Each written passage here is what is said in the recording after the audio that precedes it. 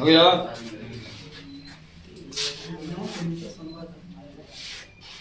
चलो लिखो लिखो लिखो तो लिखो। एक तरफ धातु लिख लो सब, एक तरफ अधातु बीच में अंडरलाइन की जरूरत है। एक तरफ धातु, एक तरफ धातु में पहली पॉइंट लिखो। ये सर जी देखो ठीक क्या बोलते हैं, रासायनिक गुणधर्म का मतलब क्या है? लगभग में अभिक्रिया कराना। क्या कराना? ठीक है, उसके बारे में लिखना। अभिक्रिया करता है तो क्या क्या होता है, अभिक्रिया लिख लीजिए। कोई तत्व को यौगिक का रासायनिक गुणधर्म देना है तो अभिक्रिया, रासायनिक अभिक्रिया जो भी रासायनिक अभिक्रियाएं होती हैं उनमें क्या लक्षण दर्शाता है, ये सब चीज जानना होता है। तो आप इसे पहली पॉइंट लिखो कि धातुएं इलेक्ट्रॉन त्याग कर, धातुएं इलेक्ट्रॉन त्याग कर धन विद्युतीय लक्षण दर्शाते हैं।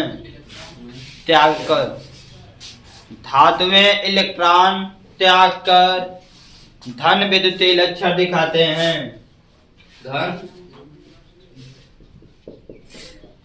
इलेक्ट्रॉन त्याग कर धन विद्युतीय लक्षण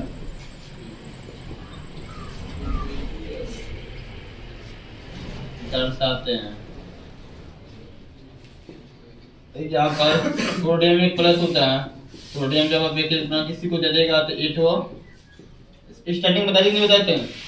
धातु धातु समझाया थे, सब बताया गया था आपको, कैसे कहाँ कौन ग्रहण करता है, कौन क्या करता है, त्यागता है। देने का मतलब पहले देगा तो प्लस होगा, ग्रहण करेगा तो पहले लेगा फिर माइनस होगा। इसमें देखो धातु है इलेक्ट्रॉन ग्रहण कर ऋण विद्युतीय लक्षण दर्शाते हैं। जैसे क्लोरीन गैस या एक इलेक्ट्रॉन ग्रहण कर माइनस हो जाता है, संतुलित कर लीजिए इसको। 2 क्लोरीन 2 क्लोरीन। सब एग्जाम्पल बताया गया, समझ तो मुझसे पूछो, मैं आपको शुरुआत में सब बताया था। ठीक है, बताया कि नहीं बताया गया? ये पहली पॉइंट है ना, आता तो अब इसकी दूसरी पॉइंट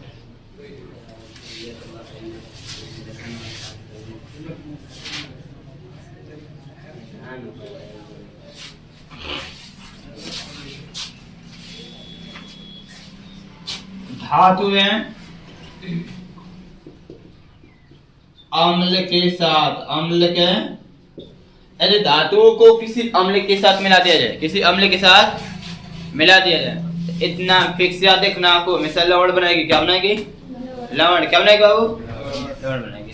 धातुएं अम्ल के साथ लवण बनाते हैं। अब लवण अब बनेंगे सर जी, एक क्या लिखवा रहे हैं, नहीं समझ आ रहा है। देखो एक धातु सोडियम है और एक हम हाइड्रोक्लोरिक, ऐसे समझते हैं हम लोग। अब क्रिया करेंगे तो क्या होगा, सोडियम हाइड्रोजन को विस्थापित करेगा, सोडियम प्लस होता है, हाइड्रोजन क्लोरीन क्या होता है, माइनस होता है।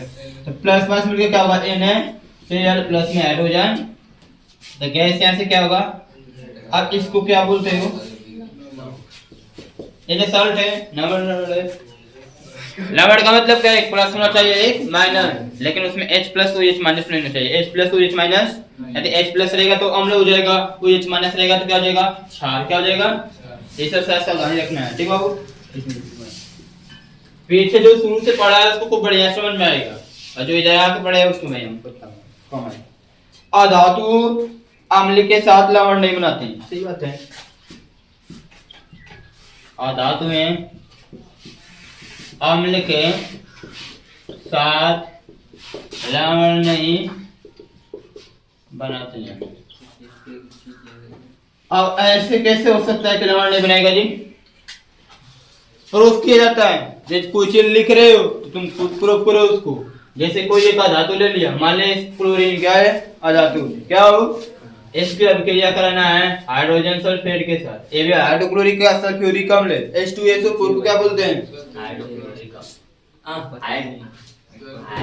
सल्फ्यूरिक अम्ल क्या बोलते हैं? तो ये बताओ क्लोरीन इसको विस्थापित करेगा और में तुम क्या क्रिया कर पाएगा? नहीं करेगा। ऐसा कुछ बने होने का, ठीक है, ऐसा इम्पॉसिबल है, ठीक है, क्योंकि क्लोरीन इनको विस्थापित नहीं कर सकता है, इनको विस्थापित नहीं कर सकते हैं, इसलिए इसको क्या बोलेंगे? लवण नहीं बना रहा है, लवण हाँ इस पे जाएगा, मिलेगा थोड़ा बहुत, लवण नहीं बनेगा लेकिन साल्ट नहीं बनेगा, लेकिन मतलब एक किसी को हटा नहीं पाएगा, इसके साथ रिएक्शन कर भी लिया तो यहाँ पे हाइड्रोजन को हटा, और जब हाथ तक हाइड्रोजन हटेगा तब तक उसको लवण हम नहीं बोल सकते, तब तक अम्ल बोलेंगे। क्या बोलेंगे? जब तक उसमें हाइड्रोजन रहेगा तब तक क्या बोलेंगे? अम्ल बोलेंगे। लेकिन यहाँ से क्या हुआ था? सोडियम हाइड्रोजन को हटा दिया था, क्या किया था? तो यहाँ पर इसको लवण बोल लेते, इसको क्या बोल लेते हैं? लेकिन ऐसा ही नहीं कर पाते हैं, इसलिए इसको क्या बोलते हैं? यहाँ पे लवण नहीं बनाते हैं। इसकी तीसरी पॉइंट लिखना हो, कुछ धातुएं अम्ल के साथ क्रिया कर, कुछ धातुएं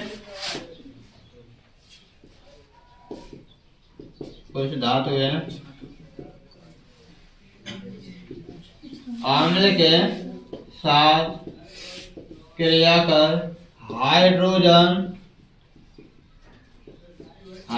गैस उत्पन्न करती,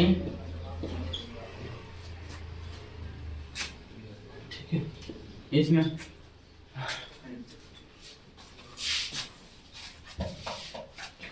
इसको कैसे प्रूव करेंगे? देखो आप लोग यहाँ पर देखिए, प्रयोगशाला में देखेंगे, देख कर पता चलेगा। क्या पता चलेगा? मैं तो कहूंगा कि सभी धातुएं अम्ल के साथ क्रिया करके हाइड्रोजन गैस उत्पन्न करेंगे, क्योंकि भाई किताब में देखेंगे तो ये बोलेंगे, जो रिएक्शन पढ़े हुए सब बोलेंगे। आप भी करेंगे तो हर एक रिएक्शन में जितने भी अम्ल होता है, चाहे कोई भी अम्ल ले लो, चाहे HCl ले लो, चाहे सल्फ्यूरिक अम्ल ले लो, चाहे नाइट्रिक अम्ल ले लो, समझ रहे बाबू? समझना, इन सबको धातु के साथ अब क्रिया करना है। इसमें सोडियम से करा दो, इसमें मैग्नीशियम से करा दो, इसमें तो बताओ क्या बनेगा? अब क्रिया करना आता है कि नहीं आता है? आता है ना? तो आप देखेंगे NaCl प्लस H2 बनेगा, इससे MgSO4 प्लस में H2 बनेगा, और इसमें क्या बनेगा? AlNO33 प्लस H2 क्या बनेगा? ये कहाँ से बना है न समझ में आया? कोई बात नहीं है, समझा सकता हूँ, अभी तो नहीं बता सकता हूँ, अभी भी बता रहा हूँ।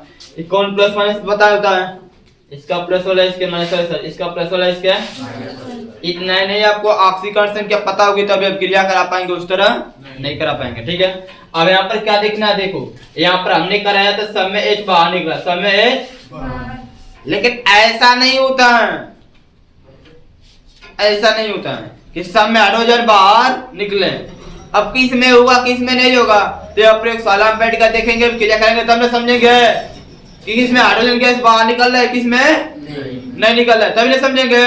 और यहाँ तो हम कराएंगे तो हमको दिखाई देगा कि ना हाइड्रोजन बाहर निकल रहा है, बताओ, या तो हमें नहीं कहेंगे। तो यहाँ पर कुछ लिखा गया है, इसका प्रूफ यही है कि आप प्रयोगशाला में जाकर देख सकते हैं, ठीक है। यहाँ पर तुम कराएंगे तो दिखेगा ही, हाइड्रोजन गैस तो निकलेगा ही। अब वहां पर एक सलाम जब रिएक्शन बनाएंगे, HCl में Na सोडियम को मिलाएंगे तो खुद आपको दिखेगा हाइड्रोजन गैस निकल रहा है कि नहीं, अवक्षेप दिखाई देगा आपको। क्या दिखाएगा? अवक्षेप। जिसमें दिखाई देगा उसमें इसका मतलब क्या है कि हाइड्रोजन गैस बाहर निकल रहा है, नहीं दिखाई देगा तो नहीं निकल रहा है। इस बात तो इस श्रेणी का मतलब है, ठीक है। लेकिन अधातुएं अम्ल के साथ क्रिया कर हाइड्रोजन गैस उत्पन्न नहीं करते हैं, क्योंकि खुद ऋणावेशित होता है, इलेक्ट्रॉन ग्रहण करने की क्षमता होता है, जिसके साथ इलेक्ट्रॉन ग्रहण करेगा केवल, उसमें कोई रिएक्शन नहीं होता है, ठीक है। अधातुएं अम्ल के साथ क्रिया कर हाइड्रोजन गैस उत्पन्न नहीं करते हैं। अधातुएं अम्ल के साथ क्रिया कर हाइड्रोजन गैस उत्पन्न नहीं करते हैं। जैसे ये सब एग्जाम्पल बाबू क्या है आपके एग्जाम्पल, जैसे ये बताओ इस क्लोरीन की क्रिया HCl से कराओगे तो क्या बनेगा? कुछ बनेगा? बताओ, कौन बताएगा? क्लोरीन धातु एक नहीं है, माइनस होगा, HCl अम्ल एक नहीं है, कराने क्या कुछ बनना चाहिए ना। कुछ नहीं बनेगा, कुछ नहीं करना है। H है तो H है। हाय बताओ यहाँ पे Cl2 दो क्यों लिखा है? क्योंकि गैस है, क्योंकि अकेले मिलकर मतलब एक को लेने आए, टुकड़े लेने आए, मिलकर दो टुकड़े लेने, क्या हो गया? इसमें कोई गैस उसमें नहीं बनेगा, कोई गैस है, ठीक है। इसमें रिएक्शन सही होता है। जैसे मान लेते हैं NaCl है, Na इसके साथ क्लोरीन गैस से NaCl2 हो जाएगा, NaCl। चलो बस दो गुना किसी कहते हैं NaCl2 हो जाएगा। यहाँ पर है दो लिखा तो इसका मतलब दो है, तीन हो जाएगा सब ना, ऐसा नहीं हो। गैस है, क्या है? गैस है, एक ही क्लोरीन कितना है? एक ही क्लोरीन। वो गैस है तब लिखा गया है, गैस है तब लिखा गया है। यहाँ पर कोई हाइड्रोजन गैस निकलेगा नहीं बा, ठीक है। फोर्थ पॉइंट, चौथी पॉइंट, दरवाजा बंद करो। धातु के ऑक्साइड सामान्यतः क्षारीय होते हैं। धातु के ऑक्साइड सामान्यतः क्षारीय होते हैं। अब बोलेंगे सर मतलब हम नहीं समझे, क्या आप बता रहे हैं? अरे बाबू धातु के ऑक्साइड का मतलब धातु को जल में मिलाना है, धातु को जल में मिलाना है। धातु के ऑक्साइड का मतलब धातु को जल में या ऑक्सीजन के साथ क्रिया कराना है, ऑक्सीजन के साथ।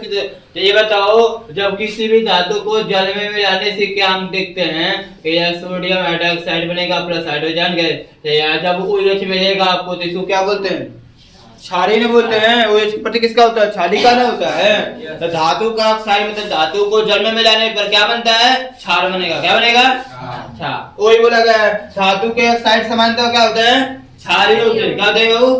क्षारीय होते हैं। बात समझ रहे हो? जल में मिलाने का रिएक्शन होगा कभी को ऊपर तो लिखो, कुछ भी मिला लो, सोडियम मिला लो, मैग्नीशियम मिला लो, एल्युमिनियम मिला लो, वही बनेगा। OH मिलेगा। क्या मिलेगा? OH उसके साथ क्या मिलेगा? क्योंकि क्या होता है? O माइनस होता है। O क्या होता है? अरे H प्लस मिलेगा, OH माइनस। क्या मिलेगा यहाँ पे? H plus OH minus. तो A प्लस वाला प्लस वाले साथ तब क्रिया करेगा नहीं, माइनस वाला ही करेगा। कौन करेगा? और धातु के ऑक्साइड अम्लीय प्रकृति के होते हैं। एकदम राइट बात है, एकदम सही बात है। अधातु माने खुद नहीं हुआ खुद अधातु माने सही होता है। अब जल में मिलाया वो किसके साथ क्या करेगा? गैस वाले किसके साथ? तो आने का H के साथ करेगा, मतलब Cl को मिलाते HCl होगा। क्या होगा?